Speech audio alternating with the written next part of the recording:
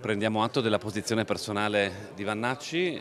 Il Consiglio federale della Lega si è espresso in modo molto chiaro a favore dell'introduzione del terzo mandato. Rientrerebbe quindi nella categoria dei chiunque il generale Roberto Vannacci, neo vice segretario della Lega, che nelle sue visite a Belluno e Treviso mercoledì pomeriggio sul terzo mandato, più che tiepido, è stato glaciale, dicendo che non è opportuno cambiare le regole in corsa e che una legge ora sarebbe ad personam, parole che hanno suscitato nella Lega Veneta e Friulana più che un semplice mal di pancia, un'autentica congestione proprio nei giorni in cui si registrano le aperture dei meloniani. Massimiliano Fedriga, che proprio sul terzo mandato ha innescato un braccio di ferro con gli alleati, tiene la linea, isolando di fatto Vannacci. Ha espresso una posizione personale. Il Consiglio federale è l'organo supremo e decide le posizioni della Lega insieme al segretario federale. Dopodiché chiunque esprime delle posizioni personali anche in dissonanza rispetto alla linea del partito. Accanto a Fedriga, in occasione delle celebrazioni per i 250 anni della Garbellotto a Sacile, c'è anche Luca Zaia,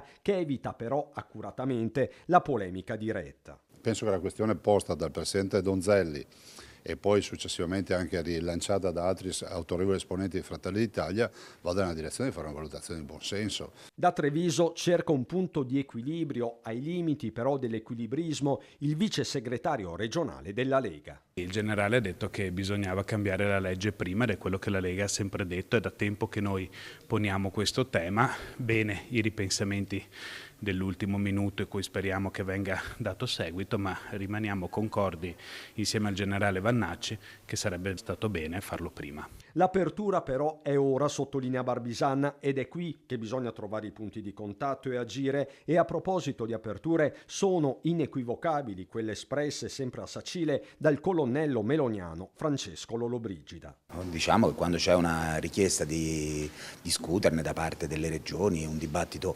aperto, noi siamo sempre pronti a parlarne. Insomma, nelle ore in cui la Lega registra una frattura, gli alleati confermano disponibilità al dialogo. Paradossi della politica, con Lollobrigida che addirittura dice che una soluzione si troverà anche con Forza Italia, dopo le dichiarazioni shock di Tajani per cui anche Mussolini e Hitler vinsero le elezioni e che la volontà popolare da sola non basta. Non credo che ci sia una indisponibilità a parlare, dopodiché ognuno legittimamente propone e difende le proprie posizioni e si ragiona. Mi sembra che obiettivamente nell'ambito del centrodestra si siano trovati sempre punti di convergenza.